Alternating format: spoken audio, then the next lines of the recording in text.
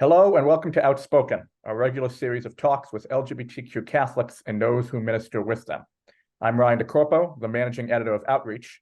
We are joined today by Father James Martin, the Jesuit priest known to frequent viewers as the editor of Outreach and the editor-at-large of American Media. A member of the Vatican's Dicastery for Communication, he is the author of more than a dozen books, including the recently released Come Forth, The Promise of Jesus' Greatest Miracle. In July, Pope Francis personally appointed him as a member of the Synod on Synodality, which concluded its first General Assembly last month in Rome. He joins us now from New York. Father, welcome. Thanks so much, Ryan. You can call me Jim for the interview, of course. Thank you. Just how tired are you? Well, I have to say, it's been 2 weeks. I don't want to complain. There's a bit of jet lag, but it was pretty exhausting. It was an exhausting month. I came back to a couple other events, but that's neither here nor there. I would say that all the Synod delegates by the end were really exhausted. We worked, I think, let's see, from 8:45 to 12:30. We had a break for lunch. We came back at 4:30. We worked till 7:30. And then we also worked half days on Saturday. Now, some people might say, oh, lucky you had a 3-hour break for lunch. But it was nonstop work. And before that, we had a 3-day retreat that was more kind of conferences. So I would say the Synod delegates worked hard for you. That is for sure. In a recent article, you wrote that forming new friendships was one of the main graces of the Synod. Now, some Catholics may say, well, that's nice, but friendships formed between bishops and cardinals in Rome don't affect my parish, so why should I care? So in your view, why is this process of synodality, of forming friendships, important for the universal church? Yeah, so the Synod, briefly was this worldwide gathering of Catholics, that Pope Francis called in 2021. And this was the first session where we were in person in the Vatican. And Father Timothy Radcliffe, the former Master General of the Dominicans, set that out as a kind of goal for the Synod during the retreat. Now, not everybody, sort of honed in on that, but I certainly did. One of the things he quoted was from St. John Paul II, who said, affective collegiality, meaning kind of emotional collegiality, friendship, precedes effective collegiality. I'd never heard that. I thought that was pretty brilliant. And frankly, on the topic that we're going to be talking about today, LGBTQ issues, there are so many divisions in the church that you need to be able to speak to people. You need to be able to speak to people, I don't want to say on the other side, but who have other ideas about LGBTQ people. Some don't even think they should use that term. You need to be able to speak with people as friends, particularly on difficult topics. So friendship is important. It's also just it's a Christian virtue. Some Synod delegates, as you mentioned, did not share your views on LGBTQ people, and at times during some of their interventions were openly critical of this community. How do you dialogue with delegates who may vehemently disagree with you on this particular topic? Yeah, and there were quite a few. There were quite a few without breaking confidence. There were quite a few interventions, i.e., sort of you could speak, through the video monitor to the whole Synod at the plenary session that were pretty harsh. And they were pretty severe, at least as I saw it. And then at the tables, there were people who also didn't exactly agree with me. That's not surprising. But in this particular issue, there was a great deal of, I would say, passion on both sides. How you dialogue with them is by being friends with them and by being open with them. And so after some of these interventions, and when I say when people hear intervention, they hear kind of like some psychological thing. It just means a speech, basically. After these speeches, I would go up to 2 or 3, or some of them would come up to me and we would say, let's talk about this. And, some people would talk about LGBTQ issues as simply an ideology as a result of neocolonialism. That was a very strong theme. The idea that LGBTQ, that the very term was political, it's politicized, that conversion therapy is acceptable.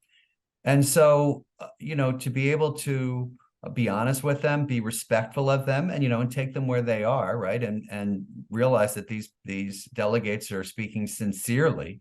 Much of it seemed to come out of a fear of a sort of Western ideology that was, in a sense, overrunning their country, and to just kind of answer the way that you would answer someone politely. I often gave examples. I often talked about different psychological and scientific advances.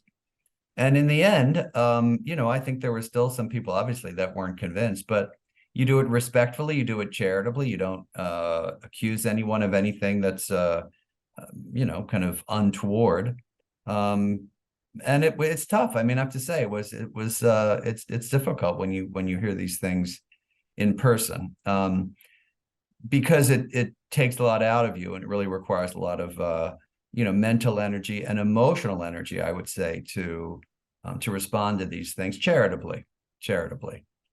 This is certainly an oft-discussed topic in the United States. Were you surprised to see it brought up with, as you said, such passion at the Synod? I knew, as you do, Ryan, and as I think most people who follow outreach, that there is a wide variety of views on LGBTQ issues worldwide. There's a great deal of homophobia. I'm not ascribing that to any particular delegate or any country, but in different cultures, there's more or less homophobia. And I had certainly read, reports about the church and how it approached that issue from different countries and different points of view. It is quite another thing to see it, in person, viva voce, right? With a live voice. And it is another thing to see it in front of you, a few inches in front of you. So that was, I don't think I'd heard it quite that forceful before, and certainly not in person. People come and protest my talks, but it's a different way of looking at things, and it's a different way of speaking about them. Some of these delegates, for them, it's an evil. It is an evil, it's demonic. One delegate, I can say this because he said this on record, it's witchcraft, right? And so to be able to listen to these things and respond charitably is quite another thing than, reading it online and saying, oh boy, how could someone think like that? I'm wondering what you think the root of the opposition might be. Is it church doctrine? Is it an ideological way of thinking? Is it culturally conditioned, or does it vary based on the context? Yeah, that's a great question. It's a mix of those things. So for many people, it is a strong support of church doctrine, right? Which says that, homosexuality is an intrinsic disorder. The homosexual activity is an objective disorder. It is an evil. Okay. And so there is a focus on that. Church teaching, of course, obviously teaches more things. It teaches respect, compassion, and sensitivity. It teaches about Jesus, who reached out to people on the margins. The recent responsum from the DDF teaches that we have to accept transgender people. So there's a lot more about church teaching, but certainly some people focus on particular aspects of church teaching. Okay. That's the first thing. There is a fear that this is somehow Western, that this is foreign to certain countries and dioceses, that the reason that people are or become LGBTQ is because of ideology, right? It's because of the media. It's because of being forced to do this. One delegate told me that in his country, according to him, people pay young people to become gay. Okay, so that's one thing. There's in some countries it smacks of colonialism because it's coming from the outside, from the West, right? So there are all these things kind of rolled up into one. And then, my sense is, look, and I can't speak for any of the delegates, my sense is that, some of these delegates may not know one-on-one LGBTQ people, other than as a kind of movement or a kind of ideology or kind of stereotype or kind of category.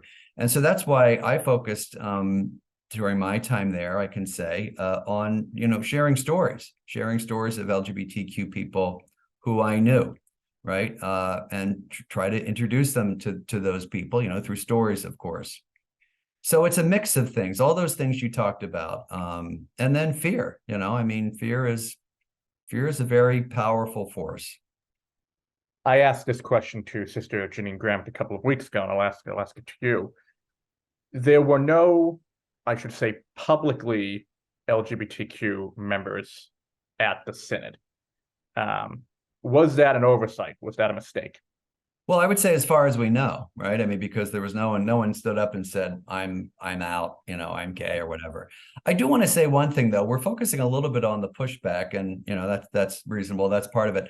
There was a tremendous amount of support for LGBTQ people as well. So I do want to talk about that a little bit. There were, I think the majority of people felt that there was a need to welcome LGBTQ people in the church in some way. Okay, now how we went about that is up for debate, right? There were many people many delegates who came up and said, thank you for your ministry, thank you for what you're doing, who asked me advice on LGBTQ ministry in their dioceses. Some of these dioceses I said, I don't know very much about, this country or that country or this diocese or that country, that diocese, but I can certainly help you.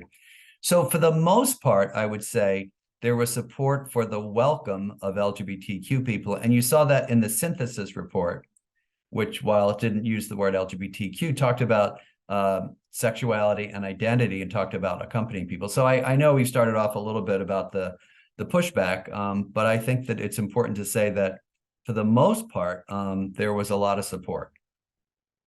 I know that LGBTQ people were the subject of what the National Catholic Reporter referred to as emotional debates, which you're confirming during the Synod. Without breaking confidence here, was there any one moment during the Synod that moved you or the delegates the most?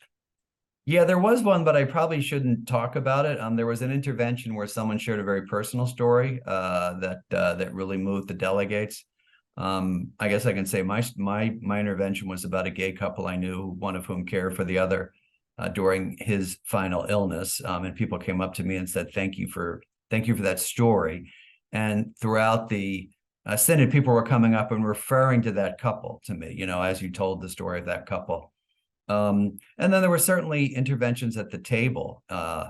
So it was a mix, Ryan. I mean, again, we started off with the kind of, in a sense, the kind of resistance. But, many of the people had experience with LGBTQ people, had experience with ministry of LGBTQ people.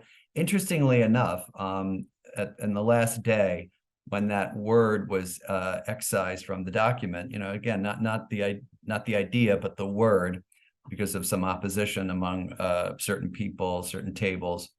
That night, as we were getting the final draft handed to us, the person who handed it to me said, by the way, I just want to thank you on behalf of my sister who's lesbian, right? So there was that current going on too. I don't think it should have been surprising to us, in the church, but again, it was probably the most passionately and even heatedly debated topic of the Synod. I think most people would agree with that. I do have to ask, you mentioned the Synod report, considering that what you're describing is, in many ways, broad support for LGBTQ people among Synod delegates, how that could have been left out of the Synod report if there was that support. Sure. Well, the Synod writers and the synthesis writers and the synthesis drafters knew that each paragraph was going to be voted on. And so if the paragraph about LGBTQ people, sexuality, and identity that talks about accompanying them and really opens up a door for further reflection, anthropologically, it's actually a very open set of paragraphs. There's two, I think, in there, number 15 and number 16. For that to get through, the writers and the drafters realized that if we voted on that and the word LGBTQ was in it, it probably would not pass. And I agree with that. And so they took the word out in order to keep the paragraph and the sentiment in there. So I think it's kind of a strategic thing, but it does show the level of resistance to that whole topic. You remain optimistic, clearly, about the Synod process and the Pope's wider vision for the Church. But there are some LGBTQ Catholics who saw the lack of reference in the Synod report and were disappointed or maybe felt that they shouldn't pay attention. Why should LGBTQ Catholics continue to pay attention to the Synod? Oh, well, once again, the synthesis document is, first of all, it's a halfway document. Someone called it a martyr document because it'll die in 11 months. So I wouldn't put too much emphasis on the synthesis document. It's just a halfway point. The second thing is the synod itself is kind of the message, how we discern these things, right? How we move forward, how we talk about them. It was a lot of listening. So, for example, even delegates who weren't happy with what I was saying listened. I mean, they had to listen. They couldn't stand up and, turn their microphones off or something. One person did leave the room rather than sit next to me, but that was pretty extreme. But I think LGBTQ people should or can feel hopeful, not only because of the level of support that there was overall, and not only because of what was finally in the synthesis document, which was talking about accompanying people with different sexualities and identities. In the Italian, by the way, it says sexual orientation and gender identity. It's even more blunt in the Italian translation. But really, that this is the start of a process. This is the start of a process, and it's not surprising that some of the pushback, was unearthed, right? And that the church also is more than the synod. I mean, the synod's very important, but we saw with the DDF the other day, what Cardinal Fernandez did in the DDF, and Pope Francis signing off on it. There's more to the church than simply the synod. So we have to see it. We have to see the synod in its context, and we have to see we want to see the church in its context too. The synod, in a very public way, is revealing to a greater extent some of the divergences of opinion on LGBTQ topics. Is this healthy for the church, and why, if it is? Well, absolutely. And we're able to talk about it. Now, I do want to stress that, when I spoke to people, say the day after or 2 days after their interventions, or people that came up to me, it was very cordial. I mean, it wasn't like they were shouting at me. It was this shouting match. It was cordial. We're brothers and sisters in Christ, and we are able to talk about these things. We might disagree. I took some pictures with people with whom I disagree, just as a kind of sign of, our disagreement, or a sign of our sort of shared brotherhood and sisterhood. And we would greet each other the next day in the hall. There wasn't any rancor. But I think, it's inevitable that these kinds of things would come up in the church. It is because we know that they are looked at in different ways, particularly in different geographic locales. So it kind of has to come up.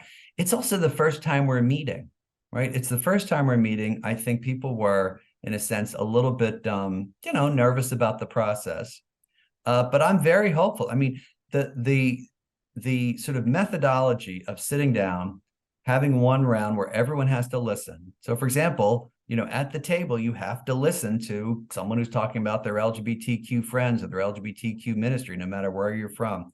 The next round where you sort of share what you heard. The third round where you kind of have back and forth. The fact that the tables reported convergences, divergences, questions, and tensions. And the fact that we were able to kind of talk about this stuff at all. Someone said to me, there were a lot of political groups or countries that would envy this ability to talk about these things, kind of grounded in Jesus Christ. So I'm very hopeful. I'm very much looking forward to the synod next year, the synod session. And I, wrote as much for outreach, and for America, that this was a very positive, hopeful experience. And yeah, I mean, we still have a lot of work to do with the LGBTQ stuff, but there's a lot of open doors still. So I'm very hopeful. There's been endless speculation about what happens after next October when the synod concludes. One thing we know will happen is that the Pope will issue a post-synodal apostolic exhortation. Can you explain to people what that means and what you may expect for next year?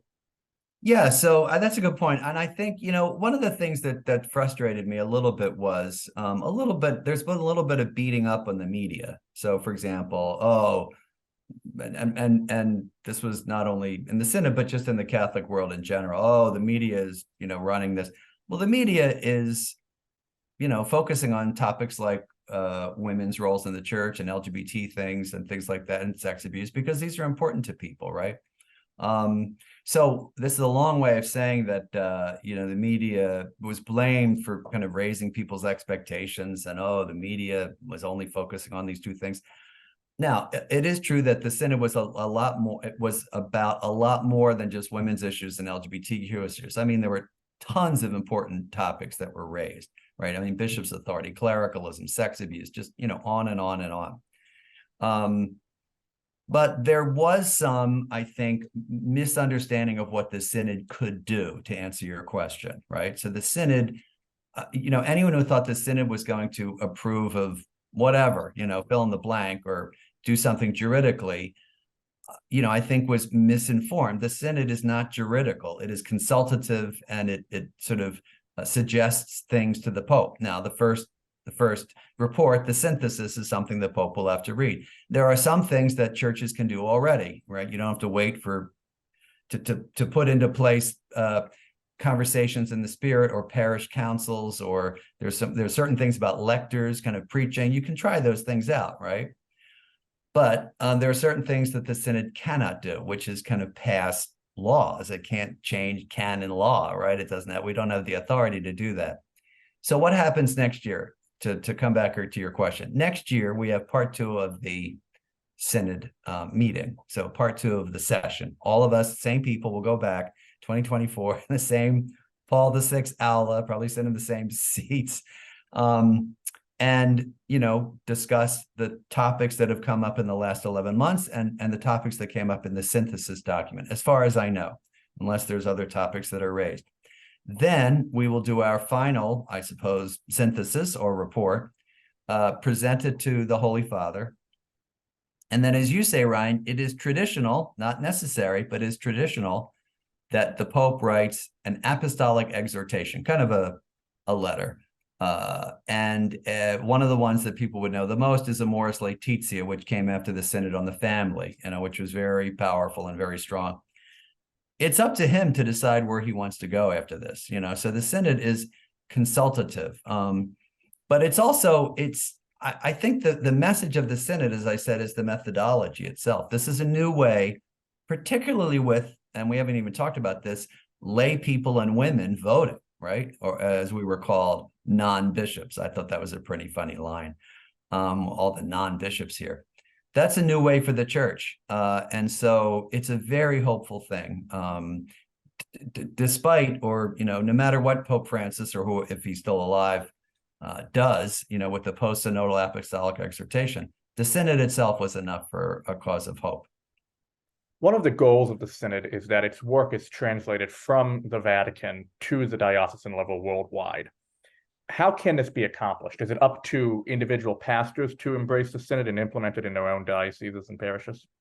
I think in large part it is. I think that the General Secretariat for the Synod is going to come out with recommendations and suggestions for what people can do in the next 11 months. I don't think that the U.S. Bishops' Conference or bishops' conferences are going to have another synodal process, right, where they kind of collect everything. I think that would be kind of onerous. But that doesn't mean that parishes and dioceses can't do it on their own and then submit things to the Synod. I think, one of the things that I've been suggesting to people is, at your parish or even in your home, do a conversation in the Spirit. I laid it out in my articles in Outreach and in America, what happened at the Synod. It's pretty simple, those 3 rounds and kind of coming up with convergences, divergences, questions, tensions. It's quite powerful, and it's we are not used to listening, and I don't think there are many cultures, no matter where you are, that are used to listening deeply. And so it's a way forward for the church, and really a way to hear the Holy Spirit. So I would say, at the very least, to kind of start these conversations in the Spirit and see what they're like. Participate in the Synod, in your own way. It sounds that you're suggesting a way that all Catholics, but also LGBTQ Catholics, can be involved in the Synod even if they're not physically there. Yeah, that's right. And then also take the opportunity, now everybody who's watching this, who's connected to Outreach, take the opportunity to respond on our Facebook page, on social media, on Instagram, on Twitter, and tell me, you can't say you don't have a sort of access to a Synod member. Tell me what you think. Tell me what you think of the synthesis document. Tell me what you think of what we've just discussed on this podcast, right? Tell me what you think. And I bring those things. I do want to say something to all the LGBTQ Catholics and their families. I did bring your stories into that aula. Okay. I brought your stories. I brought examples. I brought my knowledge of being with you and your experience as LGBTQ Catholics into the aula. I shared it with people. It wasn't always easy. But I obviously talked about other issues too. I wasn't there just for LGBTQ people, but there were several people, not just me, who were doing the same thing, right? So the voices, even though there may not have been, and as I said, I don't know if there may have been an openly gay person there. I don't know all the languages, right? So there may have been, as far as I know, but no one kind of stood up and said, I am a gay person and this is my experience. But there were stories that were shared, and there were many people who ministered with LGBTQ people, particularly in Western Europe and in North America, but in other places as well. So I do want to say your voices were a part of that conversation. Jim, I want to thank you for all your work at the Synod over the past month and for joining us today. My pleasure. Thank you, Ryan. Thank you.